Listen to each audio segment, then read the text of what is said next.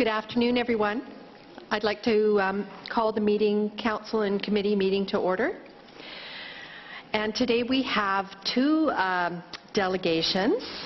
And so I'd like to invite Anita Huberman, the CEO of the Surrey Board of Trade, up. And it looks like Anne is with her. So thank you so much for coming today. Thank you so much for having us here. And I'm here with the South Surrey White Rock Chamber of Commerce and the Cloverdale Chamber of Commerce also. And thank you so much, members of Council, for allowing us to present on the Intermunicipal Business License Program.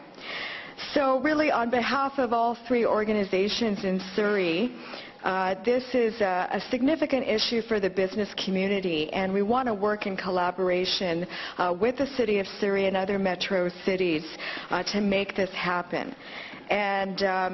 And really, again, I want to commend the Mayor and Council and the staff of the City of Surrey for demonstrating your commitment to reduce red tape for business by participating in the Fraser Valley and Metro West Mobile License Program. And last week was Red Tape Reduction Day for British Columbia, and I know that the City of Surrey is very focused on reducing red tape. So in the province of BC, you'll see the PowerPoint before you. There are 11 existing mobile business license agreements and 73 participating municipalities. Local governments are reporting increased licensing compliance, reduced administrative burden, reduced business license application processing, improved flow of information between governments, and an increased ability to monitor compliance.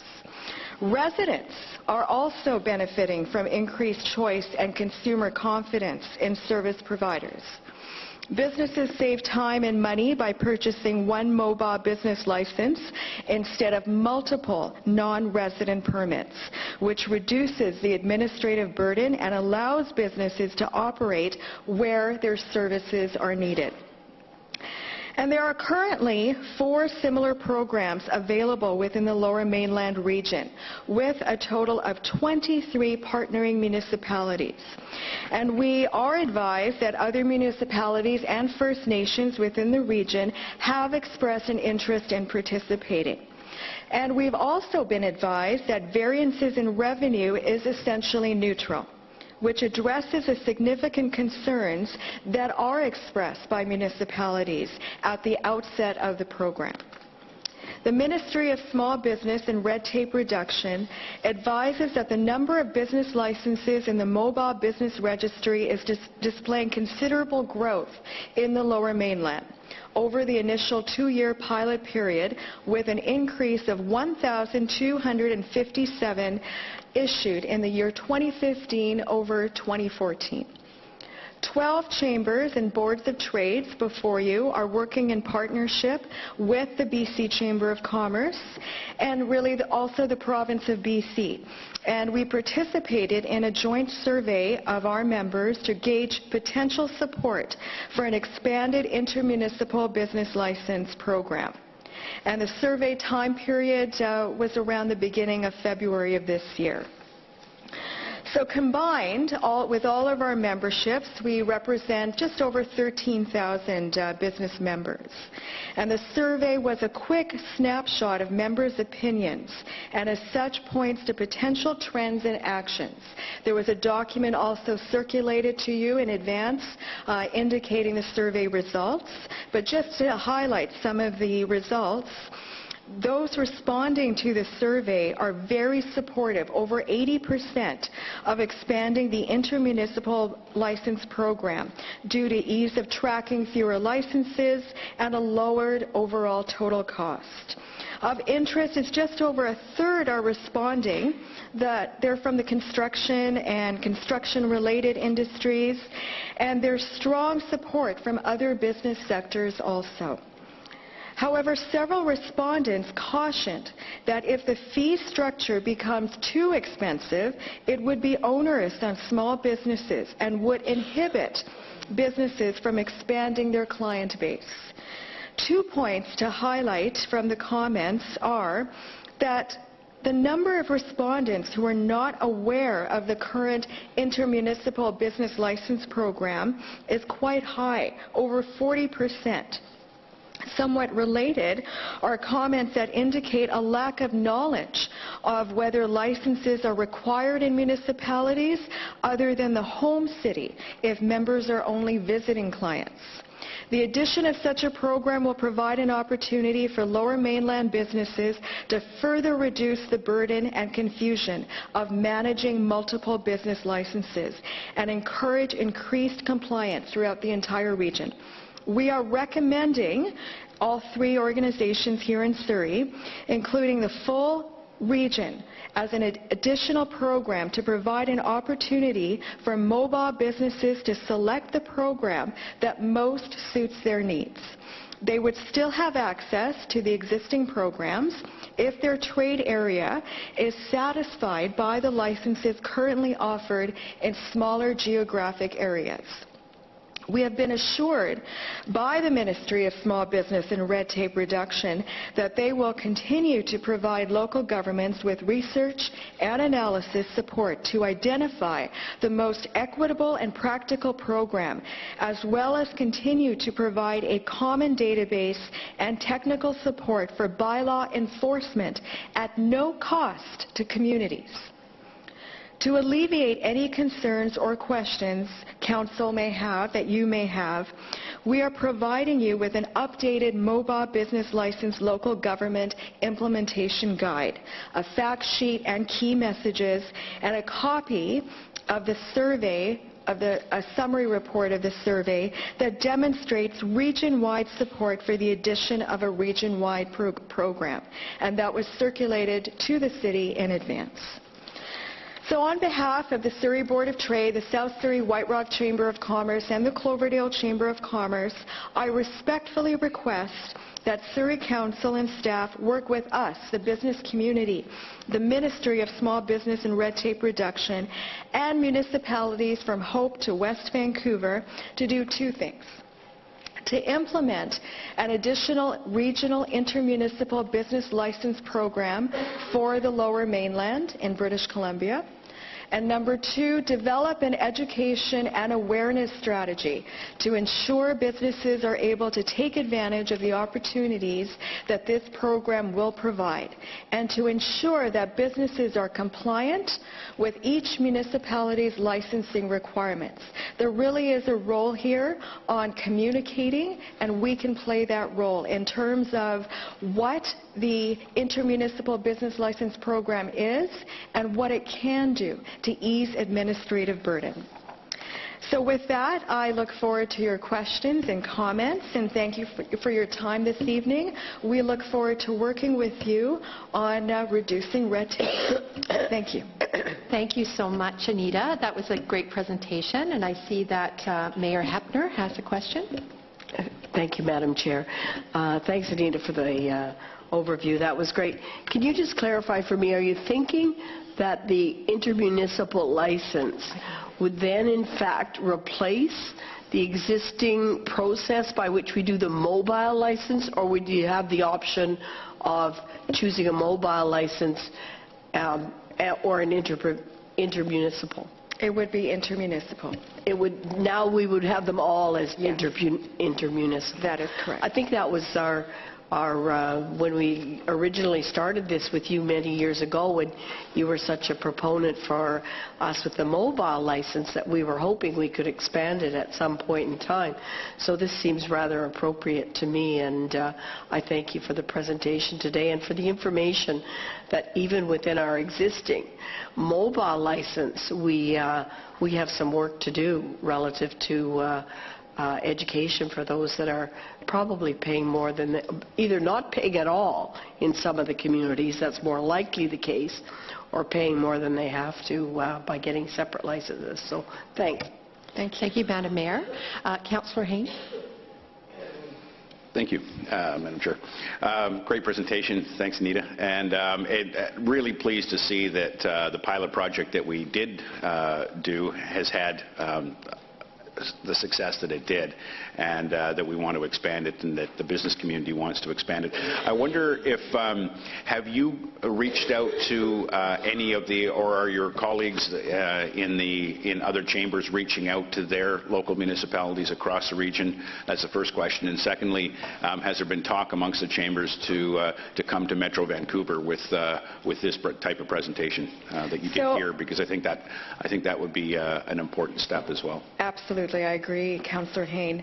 Over the course of the past 2 weeks, each of these municipalities that were part of my presentation are speaking to their respective councils, advocating for the same. And then the next step after we do this is to speak to Metro and also coalesce with the province of BC. Excellent. Thank you. Thank you so much, Anita, and thank you to the chambers from South Surrey and from Cloverdale for participating. This is great, and thank you so much for your presentation today. Thank you. Sorry. Great. So our next presentation, our next delegation is Anna Matthewson, the Manager of Sustainability, to talk about our draft Sustainability Charter 2.0. That's right. Or O. 2. Doesn't matter. Thank you. 2.0. Thank you, Mayor and Council. I'm really pleased to be here at CIC this afternoon to present you with the draft Sustainability Charter 2.0. It represents an almost 2-year engagement process that we've completed with the public and with stakeholders and with our own city staff. It's a reconfirmation of the city's sustainability vision, and it's a refresh of our goals and desired outcomes for sustainability in our community. So this presentation complements a corporate report R055 that you'll receive tonight at regular council public hearing. It's going forward as a draft Sustainability Charter 2.0 for your information and to seek your approval on final consultation steps to complete the document. So with this presentation, I'll summarize some of the engagement efforts that we made. I'll highlight a few of the key features of the document, and I'll outline some of those consultation steps that are also in the corporate report. So as we know, the Sustainability Charter was originally approved in 2008 by Surrey Council. It was our 50-year vision of becoming a more sustainable city, and it outlined a number of goals and actions, and we've made a lot of progress on that in the 7+ years since Council approved it. It was also approved at the time as the overarching policy document for the city. Also, for a number of years, we've been monitoring our progress towards that vision. We have our sustainability dashboard, which uses indicators and targets to monitor how we're doing. We've had regular reports back to Council on those indicators, how we're doing moving towards those targets.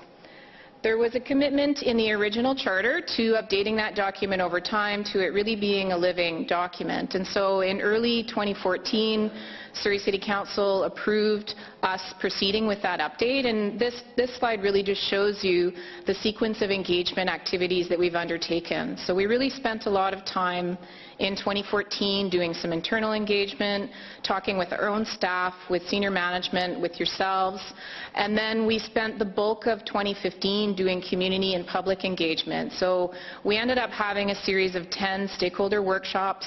We had some public outreach through Party for the Planet, an open house. There was a great event that we worked with SFU to hold here at City Hall last November.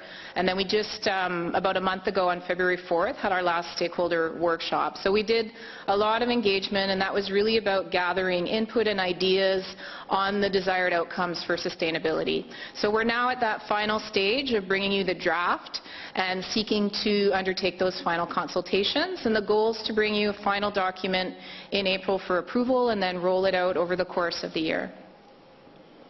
So some of the key features of Charter 2.0. In response to the consultation and the engagement and what we heard from staff and stakeholders, Charter 2.0 is a higher level policy document.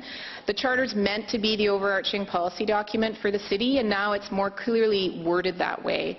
So it's meant to guide granular plans. It's meant to be that overarching policy wording. And the granular plans are things like our existing poverty reduction plan, our biodiversity conservation, and so on. Those are where you'll find actions and activities. The Charter is really worded around outcomes for the community. 2058 remains our long-term goal, so it's still our long-term vision. We have a number of targets that we've set with that in mind. And Charter 2.0 is also focused very much on community outcomes. So it's looking at Surrey as a whole, the whole community. But we also wanted an opportunity in that document to reflect on corporate sustainability, looking at the progress that we've made corporately, and setting some targets moving forward. So just before I tackle the slide around community themes, I'll just mention that the definition of sustainability from the original charter remains the same in Charter 2.0. And I won't read it out from the document, but it's basically around principles of meeting current generation's needs and improving our quality of life while making sure we don't impact future generations' needs. So that definition remains the same in Charter 2.0. And the three pillars of sustainability, you can see them in kind of the center of that graphic, are very much still at the heart of Charter 2.0. And those three pillars of economic, environmental, and socio-cultural really represent principles of balanced decision-making and long-term thinking. So that's still at the heart of the Charter. We've organized the Charter as an organizing framework using these 8 community themes that you can see listed in this slide. And there's a couple of reasons that we went with those themes. One is that we're really trying to convey how our community functions and the interconnectedness between those issues. And the other reason is that those themes are more intuitive and they're more understandable by our staff, by stakeholders, and the public. And because they're more understandable, it makes the document a lot more accessible to people. Charter 2.0 has a vision statement of a thriving, green, inclusive city. So we took from the new official community plan, it had a great vision statement in there. We took that and we just shortened it up into that vision statement, recognizing that the full document is really trying to convey the vision for the community, and this is a vision statement. And the bulk of the content in the document is really under those 8 themes. So under those 8 organizing themes, in each we have a goal, which is really what we'd like to achieve. We have a set of desired outcomes, which is trying to outline the what, really what we'd like the community and the city to be. And then we've also outlined some strategic directions. And those are meant, they're not super detailed actions. They're really trying to convey shorter-term priority focus areas for the city and for the community, and really the how. So how are we going to move towards those desired outcomes? And then we also have integrated the indicators from our sustainability dashboard, and we took the opportunity to update those. Some of them were not working well to monitor outcomes, and then we also have added some new measures. So we have those under each theme, and we also have targets, and those will be included in an appendix in the final version that will come forward. So we have targets for many of the indicators that we use. As I mentioned, we did want to reflect corporate sustainability. So in the draft document, what we've done with that is we've acknowledged our corporate successes, and we have a section at the end that really looks forward over the next 5 years to certain targets for corporate sustainability. And that can relate to staff training, waste diversion targets, and our corporate greenhouse gas emissions reduction target. So just to sum up, from that engagement process, some of the key points that really stood out. One is that sustainability really remains very strongly supported by our city staff, by the public, and by stakeholders. We got a lot of input and ideas from many on those desired outcomes and strategic directions in particular. And I do want to take a moment just to thank we had many stakeholders come out to many meetings, and I want to thank them for their time and also the time of staff, because what you see in front of you really represents the integration of all that input. And just final point is that stakeholders, we know, even as late as the February workshop that we held, they're really keenly interested in collaborating with the city to achieve those desired outcomes. And a lot of that collaboration is occurring already, but they'd like to strengthen some of that. So those are just some summary points. So as outlined in the corporate report for this evening, what we're proposing for final steps to complete the document, if you approve, would be to do some final consultations in the month of March. We'd email the document to stakeholders, post it on the website, do some polling on City Speaks, and then do presentations at a number of city advisory committees. In addition to preparing a communications plan on rollout, we'll finalize the document with some of the missing appendices and the design elements, and then we bring the final forward for approval at the April 11th or 18th council meeting. And I'm happy to answer any questions that you have. Thank you so much, Anna. I really want to commend you on the level of engagement that you went through. Everywhere I went in the city, I heard about, how engaged people were in the Sustainability Charter refresh, so thank you for that. Do I have any questions? I see Mayor Hepner has a question. Question and a comment. Thanks, Anna, for the great work that you've done, and you've been such a strong player in this in our corporate arena, and I really am appreciative of you guiding this to where we are today. My question is simply relative to the consultation period and whether or not you think that, given that it's spring break in March and through a couple of those weeks, whether or not you'll reach the numbers of people that you're hoping to get to for an early April, or is that maybe going to be a little bit tough to do? I think it's a good point. I think if we went with the April 18th council date, then it is more realistic to get you the final on that date. So we could aim for that, recognizing that as soon as tomorrow we can post it and email it and get it out. But you're right, there is that break coming up and people will be away for a portion of that. So I think it would be realistic definitely to aim for that April 18th meeting with that in mind. Okay, thank you. It's sooner we got to the many rather than the few. Thank you. Yeah. Any other questions? Councillor Starchuk. Thank you.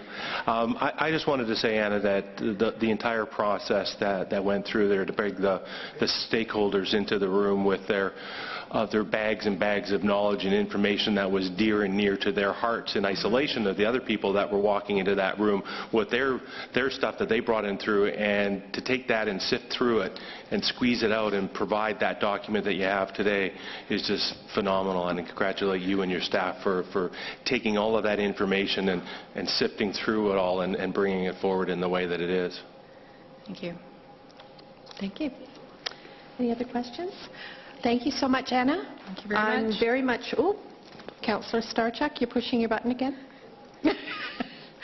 So, thank you so much, and I'm looking forward to the public comments and feedback, and thank you for coming tonight. Thank you very much. Seeing no other business for the Council and Committee, I'd like to call for adjournment.